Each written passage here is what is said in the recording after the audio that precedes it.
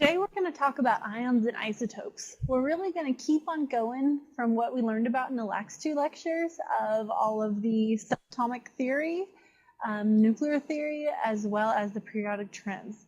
So if you haven't done so already, pull out and go print off a blank periodic table before you begin this lecture, okay? Or if you have one you've already been working with, make sure to pull that out and be working right alongside us as we work on today's lecture. Okay, so today we're going to be learning more about ions and isotopes. So instead of simply looking at neutral elements, we're going to be looking at these things called ions and these things called isotopes. All right, so remember, this is what we learned previously, so let's just review it. When you're looking at the periodic table, everything on there is considered neutral, okay? So with that being said, the atomic number is always the number of protons. If it's neutral, then that number is also the number of electrons. Additionally on there, we've got this atomic mass, and that is average. Today we're going to learn what is meant by average weighted atomic mass. Okay? So this is just another reminder, if it's neutral, that atomic number is also the number of electrons. But today we're really going to emphasize is, what if it's not neutral? How do we then determine the number of electrons that exist within the atom? All right.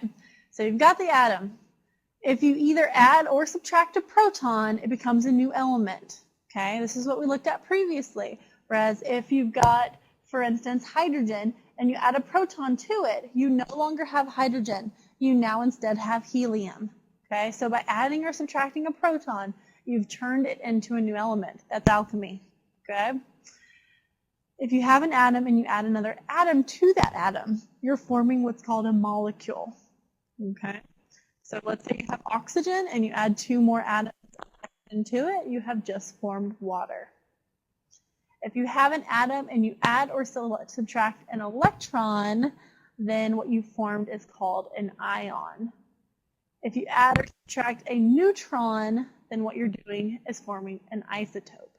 Okay, so I kind of hope this flow chart might help you put in perspective what we're talking about today, that of ions and isotopes, and the grand scheme of atoms, molecules, and neutral atoms. All right, so ions are any atom that has lost or gained an electron.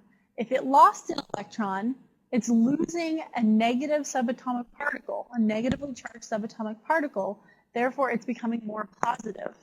Whenever it becomes a positively charged ion, it's called a cation, okay? That cation is always positive, okay? So your cations are negative or negative. That's because they always lose electrons, so they're always positive. If your ion becomes an ion by gaining an electron, it's gaining a negatively charged subatomic particle, so it's becoming more negative. We call that an anion. So anions are negative, cations are positive. And ions are always formed through either the loss or the gain of an electron. I really like this old chemistry cat. This is one way I remember the difference between cations and anions. The cations are positive. Okay, so this is our chemistry cat. Just kind of reminding us that cations are positive. Additionally, if this helps you out, the T of the cation kind of looks like a cross. So cations are positive. So the T kind of looks like a plus sign. So cations are positive. Additionally, anions have two N's in them, so they are the negative. So if you think about anions, the N standing for negative, it's whatever you can do to help you learn it and remember it. Cations are positive, anions are negative. Okay? All right. So before, neutral molecules, the number of protons equals the number of electrons. Therefore, they have no charge. Ion charge is the number of protons minus the number of electrons. I'd recommend writing that at the bottom of your periodic table. Okay? Notice that this works for neutral molecules. If you've got 5 protons and 5 electrons, it's neutral. 5 minus 5 is 0, so it also works for neutral molecules. So ion charge is the number of protons minus the number of electrons. All right, so hydrogen, H+. How many protons do you think it has? And how many electrons do you think it has? So H+, how many protons? If you come back up to its chemical symbol and its atomic number? 1. What does 1 always correspond to? It never ever changes. It corresponds to the number of protons.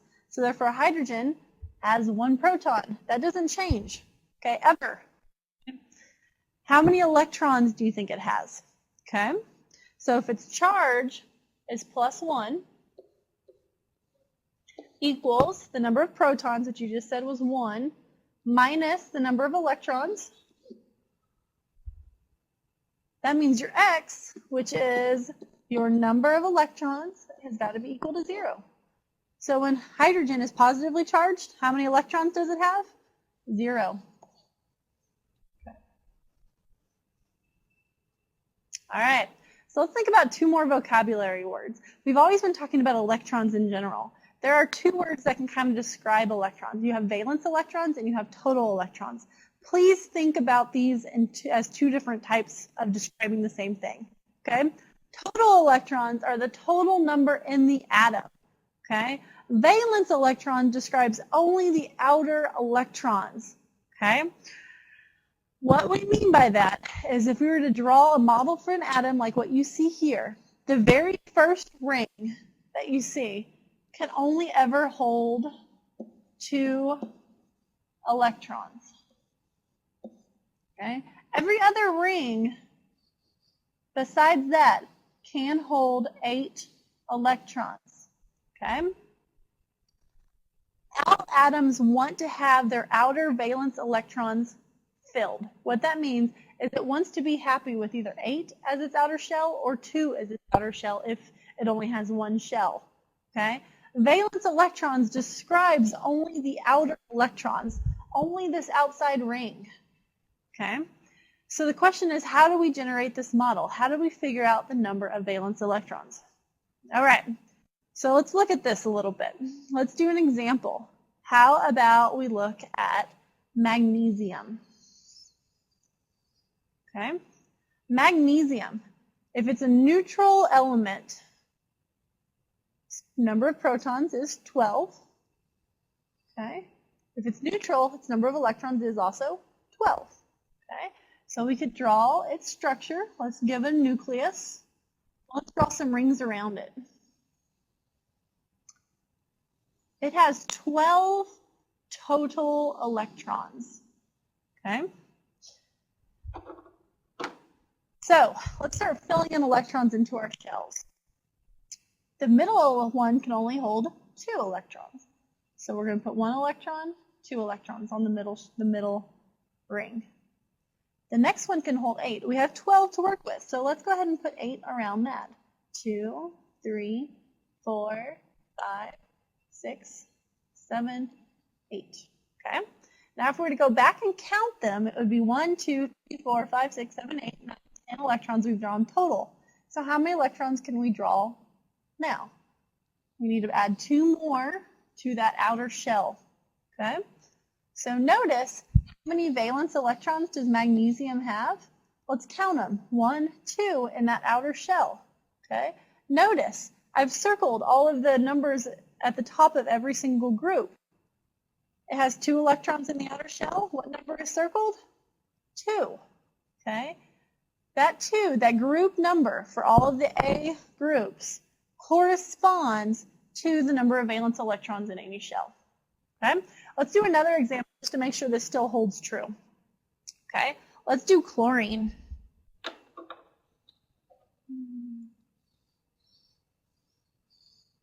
All right. Draw our nucleus. Draw our rings. Okay? And you can draw as many rings as you need in order to have places for all your electrons to go. Okay? Put 2 electrons in the center. Then 8 around the next one.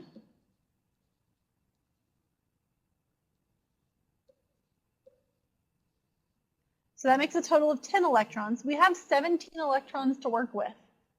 All right, so we've got 10. That means we have 7 remaining. 1, 2, 3, 4, 5, 6, 7. How many electrons do we have in the outer shell for chlorine? That's right, we have 7. Notice, 7 electrons, group number 7. Okay, So this is kind of a good way just to keep track of how we're drawing all of these models and how all the different periods relate to each other, okay? Because bromine, chlorine, fluorine, all of them have 7 because they're in the same group, so therefore they're going to share traits. That's one of the beauties of these periodic trends that we looked at previously, okay? So note, whenever we say valence electrons, we're referring to how many electrons are in the outer shell, all right? When we say total electrons, we mean how many total are in the atom, and that's related to charge of the atom, okay?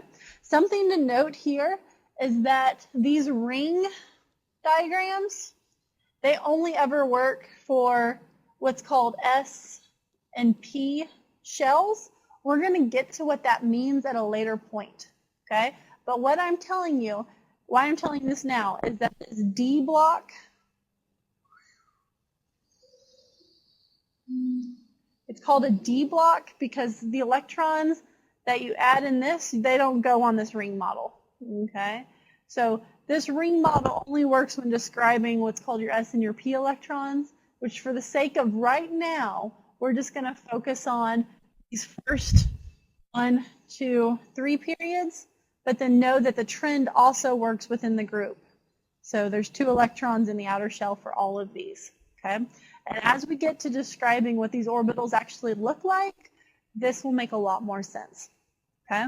But for right now, just note that you can put 2 electrons in every first orbital that's drawn around the nucleus and 8 electrons in every additional ring. Okay.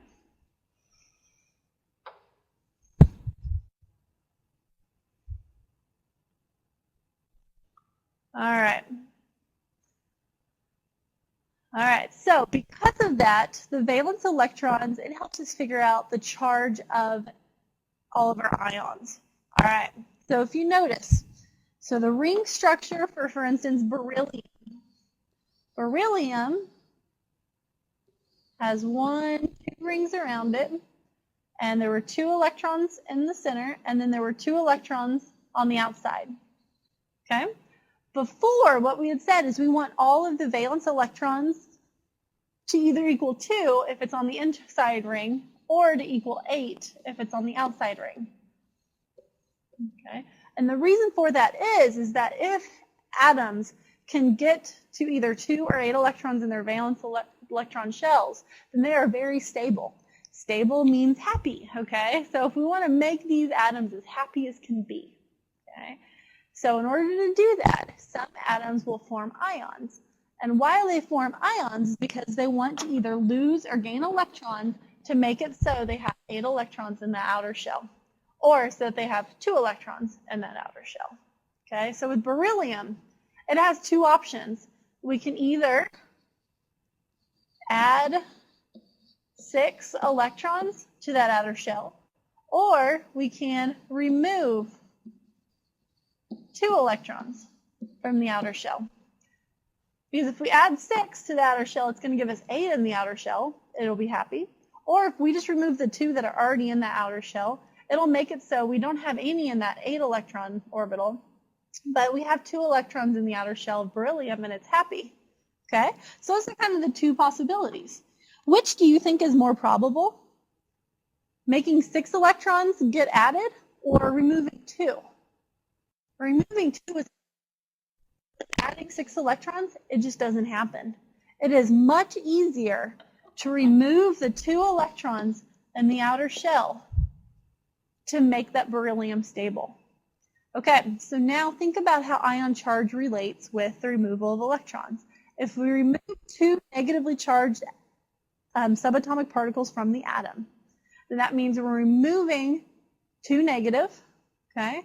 Which means there are now 2 more protons in the atom than there are electrons. So that means that we've got a positive charge 2, okay? For instance, for beryllium, originally we had a total of 4 protons and 4 electrons. Now we removed 2 to make it so we now only have 2 electrons, but we still have the same 4 protons we started with. So we have 4 positive charges and 2 negative charges, that leaves us with a total net charge of 2 plus, which is the charge that we see here. Okay, note, this is the way that wonderful, wonderful invention of the periodic table helps us out so much. Okay, remember before, circled corresponded to our valence electrons. And I do recommend just practicing on the periodic table and prove to yourself that that is true, that everything in group 1 has 1 valence electron, everything in group 2 has 2, everything in group 3 has 3, and so on. Okay, so what that means is everything in group 1 has 1 electron in its outer shell. So it wants to lose that 1 electron because it's easier to lose 1 electron than it is to add 7. Okay, everything in group 2, it is easier to remove 2 electrons than it is to add 6. So they all always get a positive 2 charge. In group 3, it is easier to remove 3 electrons than to add 5 electrons. When you lose 3 electrons, that's going to leave you with a positive 3 charge. Okay? So everything in group 3A always forms positive 3 charges. Notice in group 4 and 5, I haven't written a charge up here. The reason for it being is it easier to remove 4 electrons or to add 4 electrons? Is it easier to do, both of these are just right in the middle where it's just as easy to add an electron as it is to remove an electron. So instead of forming ions, those actually will form what's called a covalent bond, and we'll also get to that at a later point. So just note that these typically do not form ions.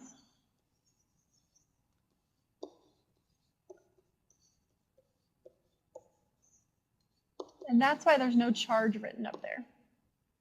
Okay. Group 6. Okay. So that was group 3. Group 6. Group 6 has 6 electrons in its outer shell. So is it easier to remove 6 electrons or to add 2? It's easier to add 2 electrons than remove 6 electrons. Okay, so if we do oxygen as an example, originally we started with how many protons? If we look at its atomic number, it had 8 protons total, okay, and a total of 8 electrons. So 8 protons and, 8 electrons. We said it's easier to add 2 electrons, which means we now get a total of 10 total electrons in the atom. So now we have 2 more negative charges than we'd have of positive charges. So now oxygen would want to take on a negative 2 charge, which is what we see up here. Okay? Group 7 has 7 electrons in its outer shell, so it's much easier to add 1 electron. Than it is to remove 7. With the noble gases, what we've got over there is they have 8 electrons already in their outer shell. Since they have 8 electrons in their outer shell, guess what? They're happy. Okay, helium's the one exception where it's got 2 electrons in its outer shell. Okay, but it's already happy because 2 electrons is okay in the inner shell. So if they have 8 electrons in their outer shell already, they're already happy. So they also do not form ions. Okay.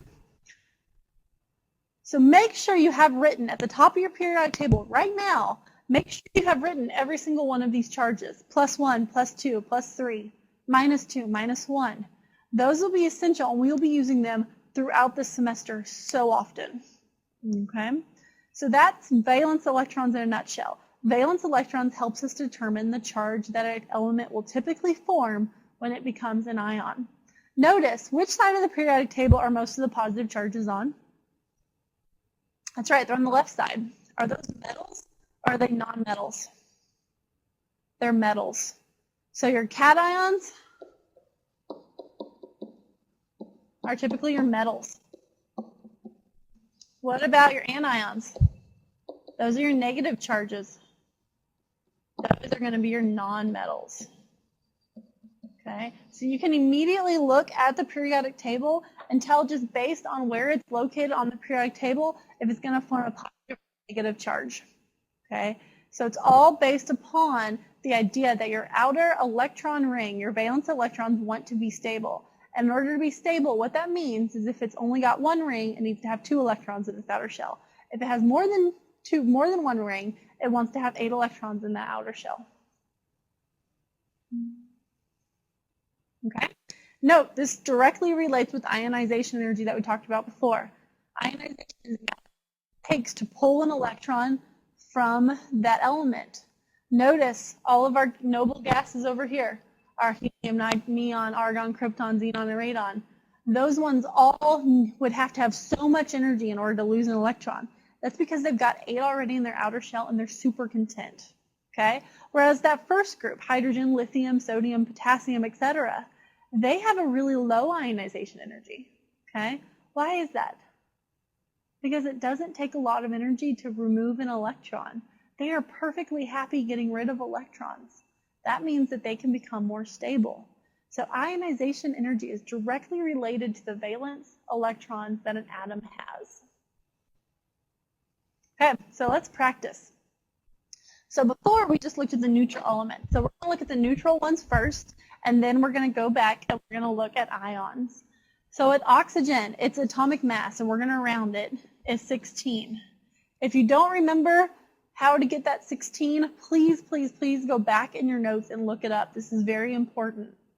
Okay? Atomic number, remember, that is our abbreviation of Z, and I don't know why this PowerPoint is being silly. We'll just fast forward it. Okay. So that's our atomic number of Z. Our atomic number for oxygen is our 8. If it is a neutral atom, number of protons is also the atomic number. And if it's neutral, our protons equals our electrons. Okay?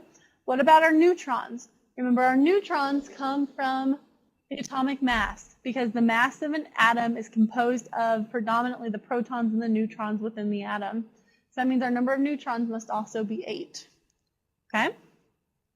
Magnesium. Our mass of magnesium is approximately 24. Our atomic number for magnesium, that's 12. Our atomic number and our protons are always equal. If protons equals electrons, which they do for a neutral element, that means we have to have 12 electrons in magnesium. Okay? For the number of neutrons then, mass is equal to protons plus neutrons. It must also be 12. Okay? So that's just kind of a review. Now let's work on identifying our atomic particles for our ions. Okay, so first of all, lithium. Is it a cation or an anion? Is it on the left side of the periodic table or the right side? The left side, so it is a cation. It typically forms a +1 charge. Okay? Please review that and remind yourself how you know that's the case. Also notice that whenever you write the charge, you don't have to write +1, -1. You just put the plus or the minus. If you write -2, it's always the 2 and then the negative. It's not -2, it's 2 negative. Okay? All right, let's keep on going with lithium. So the atomic mass of lithium, if you look that up on the periodic table, it's approximately 7. Okay? If we change the number of electrons, does that substantially change the mass? No, okay? So you can still look at your periodic table and figure out the mass simply by looking at the atomic mass that is written underneath the chemical symbol, okay? Changing the electrons, changing it to a cation or an anion does not change the mass of the atom appreciably, okay? What is the atomic number? The atomic number for lithium should stay the same for the ion versus for the neutral element. Why is that? We're not changing the number of protons. The number of protons is what changes the atomic number. Number of protons is staying the same. We're not changing lithium into a new element. We're changing it into an ion. Okay? Same thing for neutrons. Neutrons is always equal to your atomic mass minus your protons. So 7 minus 3 gives us 4. Okay? We did not change the number of neutrons. All we changed in turning it into an ion was the number of electrons. So if lithium were a neutral atom, everything that I've written so far would be the exact same. but it's an ion. So the number of electrons is what's going to change. Originally, we had 3 protons, which means if lithium were neutral, we'd have 3 electrons as well. But instead, we lost an electron in forming a positive charge. So if we lost 1 electron, 3 minus 1 gives us 2. So we have 2 electrons total, okay? And the 3 comes from basically your neutral number of electrons minus your charge gives us our number of electrons, okay? So we could also write this down as protons minus charge gives us the number of electrons.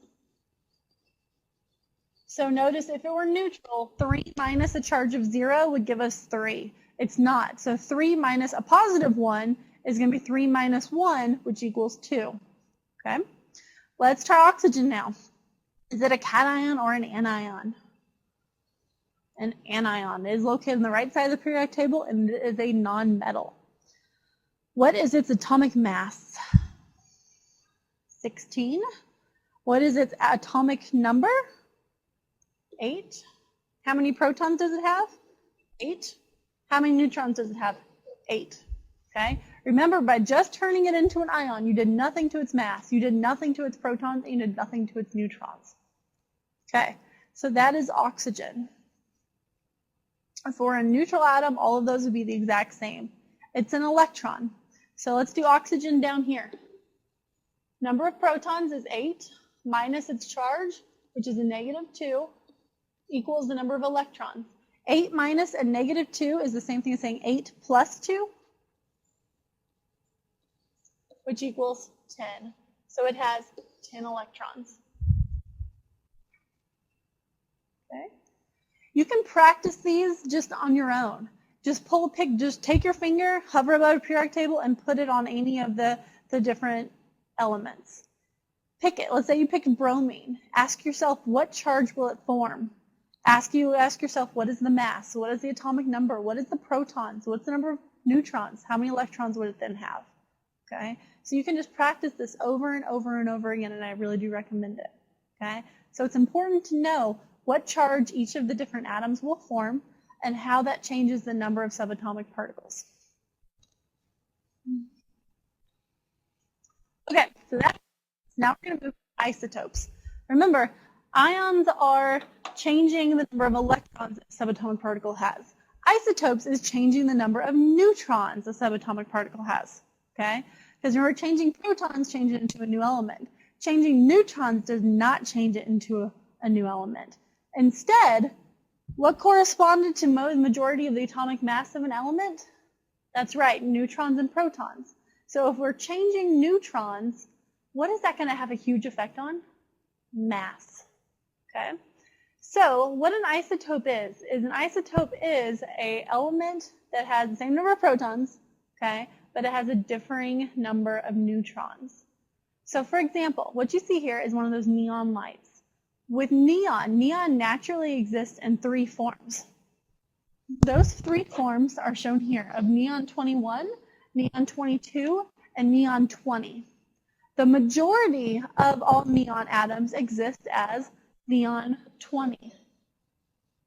90.48% of all neon atoms in the universe will be neon 20. So that means if you were to just randomly select a neon atom on just at random, 90% of the time you will pluck a neon 20 atom.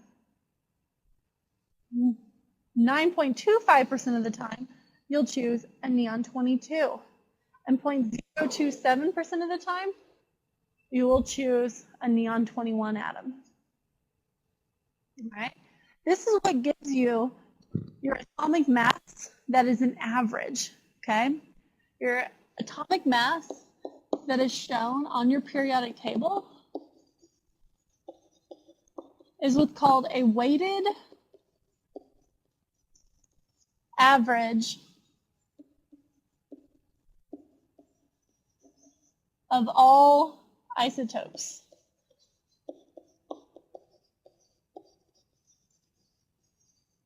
So a weighted average takes into account the number of times times that you have a certain number in addition to the magnitude of the number. So meaning, since 20 is 90%, it's going to matter more than 21 and 22. So if you go look at your periodic table, what is the atomic mass for neon? It's 20.18. So notice it's closest to 20 than it is to 21 and 22. And that's because 90% of the atoms have a mass of 20. Okay? All right. So if we look at this example, isotopes, they have a mass number, okay, and there's a couple different ways to write this. This mass number is the new mass, okay? So the average mass is on your periodic table. The mass that matters for isotopes is your mass number, and it can be written either up high, like you see here. So it could be written as Fe56 with the 26 below it. It can also be written as Fe with the 5,6 above it without the 26 below it. It can also be written as Fe56, which is how you saw the neon on the previous page. You can also write it as iron 56. If you see a number written like this, know that you're going to use its mass number instead of the weighted average atomic mass as to help figure out your subatomic particles. Okay? So literally, iron 56 means that you have 26 protons and 30 neutrons. Iron 55 has 26 protons and 29 neutrons. So notice, as you decreased one neutron, you decreased one mass number from 56 to 55. Okay? So you're still using and still computing the number of neutrons the same way as you did for a neutral molecule, or a neutral atom, excuse me, but now instead of using your weighted atomic mass, you're using your mass number, which is always given to you for a specific isotope. Okay? Notice on your example for hydrogen, this is just an additional example. Hydrogen always has one proton. That does not change. Okay? But what does change going from hydrogen 1 to 2 to 3 is the number of neutrons. Okay? So hydrogen 1 has a mass of 1, but it also has one proton, so it leaves you with room for no neutrons. Hydrogen 2 has a mass of 2, which is equal to 1 proton plus 1 neutron. Hydrogen 3 has a mass of 3, which is 1 proton plus 2 neutrons. Okay? Looking a little bit further at the neon example. With neon 20, you have 10 protons. Really, you have 10 protons for all of them. That does not change. Okay? The mass number changed, which means you changed the mass, and correlating, you increase the number of neutrons to go with it. Okay? This percent natural abundance, that's what allows us to figure out the weighted average. If you want to figure out how to calculate a weighted average, you can figure out it by just simply multiplying each of the mass numbers together to give you a number. Okay? Turn each of these into a decimal.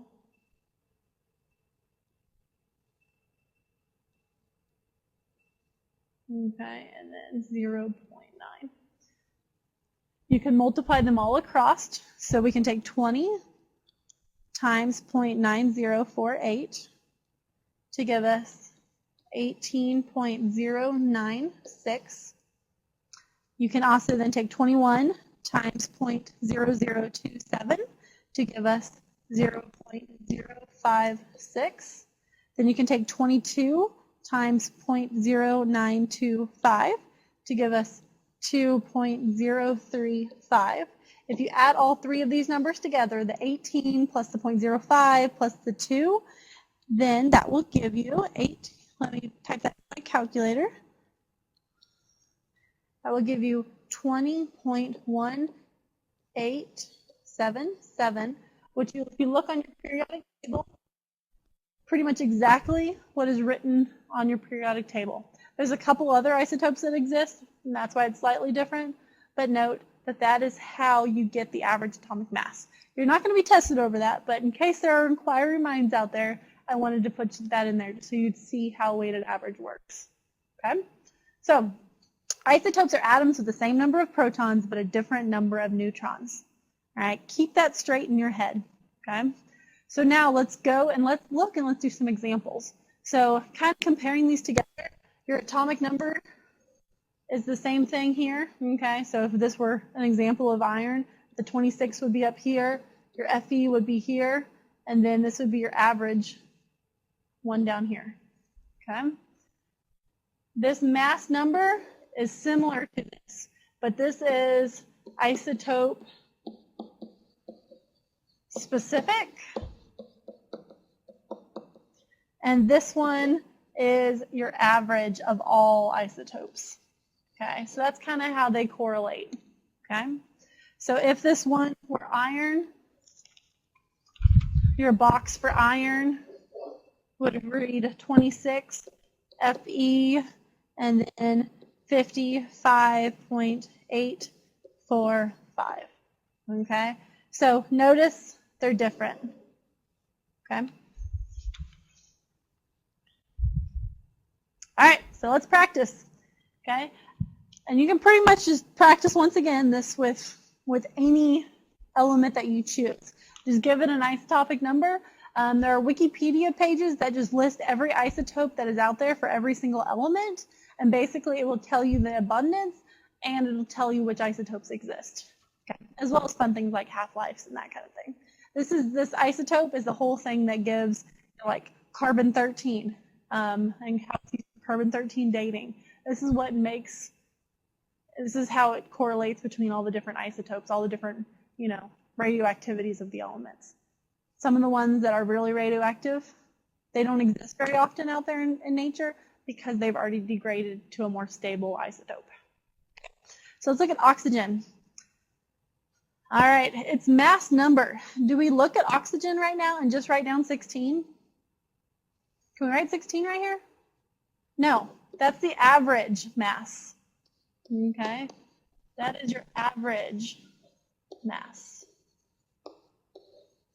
We want the mass number, which is here, our 17. Okay, atomic number, that never changes, remember? Oxygen is always 8, so it always has 8 protons. The number of neutrons now, that did change. 17 minus 8 gives us 9 neutrons. Okay? What about the number of electrons? Did that change? Notice it could. You could have an atom that is both an isotope and an ion. And so you'd have to figure out both the neutrons and the electrons. But for this example, it's not an ion. You know that because there's no charge written down. So there's no charge. It's neutral. So the number of protons equals the number of electrons. Okay, cobalt-52. Mass number 52. Atomic number, go look it up on the periodic table. 27. Number of protons, 27. Is it neutral? Yes. 27 electrons. Okay?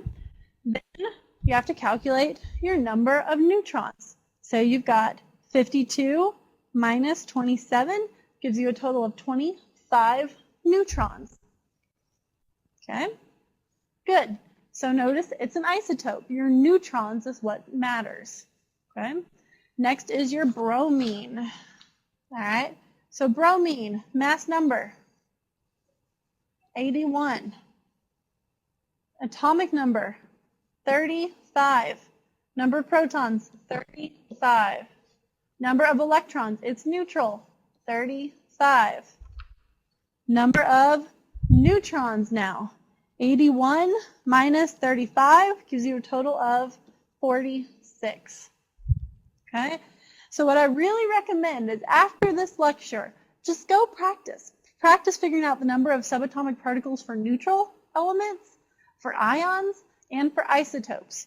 Figure out how to identify the charge of an atom. Figure out all the different ways that you can write an isotope's mass number. Okay? All these are very important. They help us understand and identify subatomic particles. Why do we care? Good question. Because we're going to get to it in a lot more advanced later on. It's going to help us figure out things such as binding of electrons, which helps us lead to all of the fun chemistry that can happen in real life. Okay? But in order to get to that fun chemistry, you have to lay a solid foundation of understanding subatomic particles and of using that periodic table like it's your best friend.